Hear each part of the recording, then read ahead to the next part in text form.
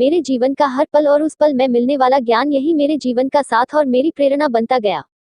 मैं सुनीता, छोटे से शहर चित्तौड़गढ़ में जन्मी मध्यम वर्गीय परिवार की बड़ी बेटी। मुझे मेरे माता पिता बेहद प्यार व संस्कारों के साथ हमें जीवन के उतार चढ़ाव बताया करते। मैं बड़े लाड़ दुलार के साथ माता पिता के जीवन का हिस्सा बनी। मुझे हमेशा से ही परिवार से ज्यादा प्यार बाहरी लोगों से ज्यादा मिला। मेरे जीवन में मैंने 12 वर्ष की उम्र से संघर्ष करना शुरू किया। माता पिता का साथ भी इसी उम्र में छूट गया और लोगों की पहचान होने की समझ अपने आप होती गई, लेकिन कहीं ना कहीं अपनी स्थिति देख लोगों की तकलीफ में नहीं देख पाती। मैंने बहुत कम उम्र में परिवार का साथ छूटा तो अपनों की तलाश में हर किसी की मदद मेरा शुरू से मन बन गया। लेकिन यह सब मेरा एक अलग सा अनुभव और लोगों का प्यार मुझे इसी कार्य के साथ जीवन में आगे बढ़ती गई। मानव जीवन जीने का एक अलग अनुभव मिलता गया और मैं जहां जरूरतमंद महिलाओं को देखती वहां मैं रोजगार की जानकारी देकर अपने साथ जोड़ने का काम शुरू कर दे दी। लेकिन एक कोरोना कोविड-19 का दौर भी आएगा। यह मैंने कभी नहीं सोचा, जब किसी एक को नहीं बल्कि पूरी दुनिया को इस महामारी का सामना करना होगा। यह कभी कल्पना नहीं कि इस महामारी में हर किसी ने तकलीफ का सामना किया और उस तकलीफ में मैं भी एक थी। मैंने पूरे जीवन में कभी एक साथ पूरे भारत को किसी भी कारण से रुकता हुआ नहीं देखा था, लेकिन एक दिन यह भी आया और इस कोरोना काल में हर व्यक्ति को अपने अपने घरों में कैद होने को मजबूर था, जिससे वह कोरोना जैसी बीमारी से बच सके। अच्छा, यहाँ तक तो फिर भी ठीक था कि जिसके पास सर छुपाने को छत थी, खाना खाने को एक्स्ट्रा खाना था, जीवन जीने के लिए एक परिवार था। उन लोगों का जीवन में कुछ समय के लिए रेस्ट मिला, यह सोच अपने घर में रहे। लेकिन उन लोगों का क्या जो रोज कुआं खोदकर पानी पिया करते, जो दिहाड़ी मजदूर, जो सड़क पर बैठकर अपाहिज, जो भीख मांग कर खाने वाले लोग, जिनका पूरा जीवन मानव कोरोना काल में रुक सा गया। यह कोरोना इनके लिए किसी चुनौती से 3 हफ्ते तक सभी लोग एक साथ अपने अपने घरों में के थे। इस समय क्या करना चाहिए किसी को समझ नहीं आ रहा था। मैं सुनीता, एक मध्यम परिवार की महिला, लेकिन अपनी हिम्मत और साहस के साथ कभी सोचा नहीं कि कोरोना काल में जीवन में इतने उतार चढ़ाव आ जाएंगे। जब हमारे माननीय प्रधानमंत्री जी एक दिन के लॉकडाउन की घोषणा की, मानो मेरे जीवन में कुछ बदलने जा रहा था। जब एक दिन का लॉकडाउन लगा, उसके एक दिन पहले हम मार्केट में रोज की तरह शाम से 4 मास्क देने को कहा तो मेडिकल वाले ने बोला एक मास्क के 35 रुपए लगेंगे। तभी मैंने उसे कम करने को कहा, बोला, लेकिन मेडिकल वाला नहीं माना और उसने कहा अभी महंगे ही है। यह सुन मेरे पति ने 2 मास्क लेने को कहा मेरी बेटियों के लिए, जो हमने 70 रुपए में 2 मास्क खरीदे। लेकिन मास्क लेने के बाद मन में एक सवाल था कि जब हम 2 मास्क में इतना सोच रहे हैं तो जो व्यक्ति दिहाड़ी है या मजदूर है, वह अपनी सुरक्षा के लिए कैसे इतने महंगे मास्क अपने घर वालों के लिए खरीदेगा। यह मुझे मंजूर नहीं था। तभी मेरे मन में एक विचार आया और फिर मैंने मेरे पति से 100 रुपए मांगने की जिद की, जिससे वह मुझसे पूछने लगे क्या करोगी। मैंने कहा मुझे चाहिए और फिर मैं सिटी की तरफ आते समय कपड़े बाजार मार्केट में गई। कपड़े का पूरा मार्केट बंद हो चुका था। तभी एक चाचा की दुकान खुली देखी तो मैं वहां गई और मैंने कॉटन का कपड़ा मांगा, जो कि 50 रुपए मीटर था, लेकिन मेरे पास और दुकान खुली नहीं होने से मैंने वहां से 5 मीटर कपड़ा खरीदा, जिसकी कीमत 250 रुपए हुई। पति ने कहा कि 100 रुपए के जगह 250 रुपए मांगने पर पूछने लगे कि क्या करना चाहती हो। तभी मैंने जीत की और 250 रुपए का कपड़ा खरीद घर लेकर आए और फिर मैं तुरंत घर के पास एक सिलाई करने वाली आंटी को 1 मीटर कपड़ा देकर और फिर इसी तरह मैंने मेरे समूह की 4 महिला को 1-1 मीटर कपड़ा देकर मास्क सिलने को कहा और दूसरे दिन मेरे सभी मास्क, जो कि करीब 125 मास्क, सील कर दे दिए।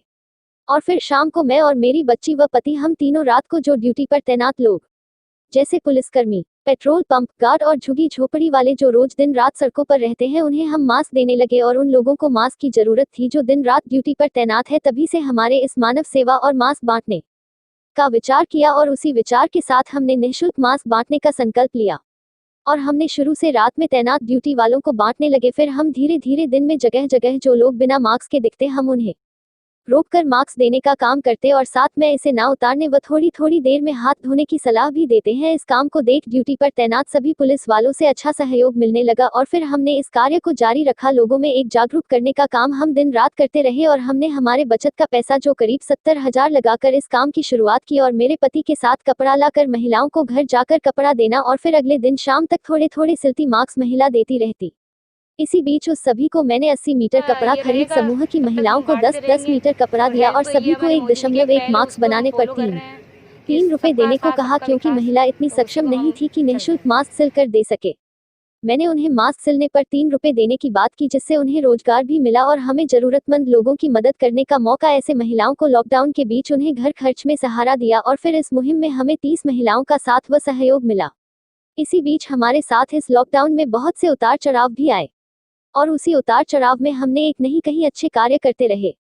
भाग 1, हम रोज की तरह 26 अप्रैल को सांवरिया चिकित्सालय में मास्क वितरण करने गए, जहां हम महिला वार्ड में मास्क बांटने की शुरुआत की, जिसमें हमने देखा कि वहां लॉकडाउन के चलते कई महिलाओं को खाने की परेशानी का सामना करना पड़ रहा था। मरीज महिलाओं को हॉस्पिटल से दलिया और दूध दिया जा रहा था, लेकिन उनके साथ महिला को लॉकडाउन में परिजनों को किसी प्रकार से खाने की सुविधा नहीं थी। लॉकडाउन के चलते कोई भी व्यक्ति घर से खाना नहीं ला सकता था और कैंटीन की सुविधा सही नहीं थी। चिकित्सालय की एक कैंटीन में एक चाय की कीमत कैंटीन में 20 रुपए की और एक खाने की थाली 100 रुपए में मिल रही थी, जिसमें 3 रोटी और करीब हाफ दाल से भी कम दी जा रही थी। ऐसे में गरीब लोगों को खाने की परेशानी का सामना करना पड़ रहा था। जब हम शिशु वार्ड में मास्क वितरण करने गए, तब यह सब कई महिलाओं के द्वारा हमें पता चला। तब मेरे पति ने उन महिलाओं को आश्वासन दिया और कहा कि हम यहाँ कुछ करेंगे जिससे आपके खाने की तकलीफ दूर हो सके। और फिर हमने संस्थापक सुनील दिलीवाल जी को फोन किया और वहां का सारा हाल हमने बताया, लेकिन उन्होंने पहले हमें मना कर दिया और फिर कहा कि चिकित्सालय की तरफ का एरिया हमारे अंडर में नहीं है, वहां सिख समाज की संस्था संभाल रही है, अभी उधर जरूरतमंदों को खाना वही भेज रहे हैं। लेकिन हमने उनसे रिक्वेस्ट की और कहा कि आप उन्हें कहकर सांवरिया चिकित्सालय में महिला वार्ड व शिशु वार्ड में खाना चालू करा दो। तभी उन्होंने कहा कि कुछ टाइम तो मैं पैकेट भेज देता हूँ, बाकी सिख समाज से बात कर वहाँ खाना चालू करवा देंगे। इस बीच TF संस्थापक ने कुछ समय वहां सुबह शाम खाना पहुंचाया और फिर इस जिम्मेदारी को सिख समाज ने पूरी की और करीब 2 महीने तक पूरे लॉकडाउन के चलते सुबह शाम को वहां लंगर लगाकर खाना खिलाया करते। इस कार्य को कहीं ना कहीं से एक शुरुआत के रूप में मैंने सहयोग के साथ लोगों तक अंजाने में मदद की और सही समय सही टाइम पर लोगों को खाना मिलता रहा। ऐसे में मेरा एक छोटा सा प्रयास और लोगों के प्रति काम करने की प्रेरणा मिल रही। 2. उसी शाम को हुई जब गौरव त्यागी जी ने बताया कि कच्ची बस्ती और सब्जी मंडी में मास्क की काफी कमी है, तभी मेरे पति ने सब्जी मंडी में और कच्ची बस्ती में मास्क बांटने का फैसला किया और हम भाजपा युवा मोर्चा के पुरुष मंडली के लोगों के साथ जाकर सब्जी मंडी व कच्ची बस्ती में हमने मास्क बांटे। तभी उसी बीच हम मीडिया के सामने आए और हमारी उसी शाम को टीवी पर खबर चल रही थी। यह देख मेरे पति को और मुझे बहुत ज्यादा खुशी मिली और फिर मेरे पति ने मुझे पूरा सपोर्ट किया। इस तरह हमारा ध्यान उन लोगों पर गया जिसे काम की जरूरत होती, हम उसे हमारे साथ किसी न किसी काम से हम उसे सहयोग करते हैं। इसी तरह हमारा एक समूह बनता जा रहा था। इसी बीच हमारा सबसे ज्यादा ध्यान हॉस्पिटल की तरफ होता। हम 2 दिन में एक बार हॉस्पिटल जाते और वहां पर बाहर बैठे लोगों को मास्क देते। भाग 2, हमें कहीं ना कहीं कुछ हॉस्पिटल के हालात सही नहीं लगते। हम अक्सर सांवरिया चिकित्सालय की वीडियो व फोटो लेते थे। ऐसे ही एक दिन कोरोना वार्ड के अंदर बहुत ज्यादा हंगामा हो रहा था। तब हमने देखा जांच की कमी होने के कारण वहां मरीजों में और डॉक्टर में हंगामा हो रहा था। तभी हमने वहां पर एक मिलने वाले डॉक्टर से पूछा कि यहाँ किस बात को लेकर झगड़ा हो रहा है, तो पता चला कि वहां टेस्ट करने पर लापरवाही से कार्य कर रहे थे, जिससे लोगों को आपत्ति हो रही थी। वह लोगों को घंटों तक इंतजार करना पड़ रहा था और वहां टेस्ट करने वाले लोगों के पास कोई भी सुविधा नहीं है कि जिससे वे मरीजों की जांच कर सके। उनके खुद की सुरक्षा के वस्तु चिकित्सा अधिकारियों द्वारा नहीं देने पर वह इस प्रकार कार्य कर रहे थे। वहां पर कोई व्यक्ति के पास ना पी किट और ना फेस मास्क था और ना कोई दस्ताने जिससे वह खुद इससे अपना बचाव कर सके। तभी हमने एक पत्रकार को सूचना दी और उन्हें वहां के हालात बताए। वह अपने कैमरे से रिकॉर्ड कर उसी दिन शाम को न्यूज में चिकित्सा अधिकारियों की पोल खोली लापरवाही को लोगों को दिखाना चाहा, जिससे प्रशासन ने अच्छी तरह से डांट लगाई और फिर दूसरे दिन वह के हालातों में के कुछ हद तक सुधार हुआ। CMO की पालना हुई, लेकिन यह सब मात्र 2 दिन ही चला और फिर सब पहले जैसा हो गया। सब वहां के लोग भूल गए और फिर मास्क के बिना लोग वार्ड में घूम रहे थे। यह मैंने देखा तो लगा कि किसी तरह इन्हें सुरक्षा की चिंता नहीं है। मुझे समझ नहीं आ रहा था कि क्या करना चाहिए ताकि इनमें सुधार हो सके। इसी के साथ मैं उस बात को भूल नहीं पा रही थी। तभी मैंने करीब रात 11:30 बजे माननीय प्रधानमंत्री जी को मैंने 1 अप्रैल को शिकायत पत्र लिखा, जिसकी सुनवाई 5 अप्रैल को हुई। इस शिकायत पर कार्रवाई करते हुए जिला चिकित्सालय अधिकारी CMHO डॉक्टर इंद्रजीत सिंह जी के द्वारा फोन कर हमें इस बात की जानकारी देते हुए बताया कि आपने वेंटिलेटर की कमी व पी किट N95 मास्क दस्ताने व टेस्टिंग उपकरण आदि सांवरिया चिकित्सालय में उपलब्ध है, कृपया आप अपनी शिकायत वापस ले लें। लेकिन हमने इस शिकायत को जब तक वापस नहीं ली जब तक हमें आगे से इस बात की जानकारी नहीं मिली। उसी शाम को CM ऑफिस से हमारे पास फोन आया कि हमने आपकी शिकायत दर्ज हुई है, जिसमें आपके यहाँ मेडिकल जांच को लेकर जो असुविधा हो रही है उस पर कार्रवाई करते हुए चित्तौड़गढ़ में 2 वेंटिलेटर व पर्याप्त मात्रा में N95 मास्क पी किट दस्ताने आदि मुहैया करवा दिए गए हैं। यह मुझे समझ नहीं आया कि क्या इन लोगों ने किसी प्रकार से प्रशासन या जिला चिकित्सालय के अधिकारियों से सामान को लेकर मांग नहीं रख पाए। ये कहीं ना कहीं स्टाफ लोगों में डर था, चिकित्सालय में कुछ तो था जो एक तरह से समझ नहीं आया।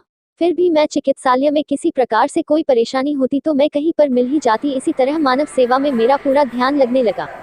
मैं इस कार्य की गहराई को और इसमें होने वाले भ्रष्टाचारों को समझ चुकी थी कि ये कितना गहरा दलदल है, लेकिन सब जानते हुए भी हम कुछ नहीं कर पा रहे थे। मैं एक साधारण महिला, इतने बड़े लोगों से अकेले लड़ना कहीं ना कहीं जीवन पर खतरा होने लगा। भाग 3। लेकिन मैं अपनी सेवा हर तरह से जारी रखा। मेरा पूरा ध्यान था लोगों की मदद करने में लगा रहा। इस बीच मैं यह भूल गई कि मेरा भी एक छोटा सा परिवार है जिसमें भी हमें साथ लेकर आगे बढ़ना है। इसी बीच मेरे परिवार में पति मैं जो बचत के रूप में 70,000 रुपए जमा कर रखे थे वह मैंने कहीं ना कहीं मदद में खर्च कर दिए। श्रीनाथ स्वयं सहायता समूह के अध्यक्ष सुनीता शर्मा लॉकडाउन से पहले महिलाओं को रोजगार से जोड़ने के कई कार्य किए जो कि लॉकडाउन में उन्हें घर खर्च में बहुत सहारा मिला, जिसमें उन्होंने जूलरी, राखी, बांदरवाल, तोरण, सिलाई सूट, कई प्रकार के कार्य करें। हाथों से बनने वाले मसाले, इनका प्रशिक्षण दिया जो लॉकडाउन में उनके घर खर्च में सहारा बना। अब यह काम आगे भी जारी है। अब गाँव में जाकर महिलाओं को इस बारे में बताया जा रहा है। जो महिला प्रशिक्षण देना चाहती हो उसे सिखाया जाएगा। इससे जुड़े कई रोजगार के बारे में भी बताया जाएगा।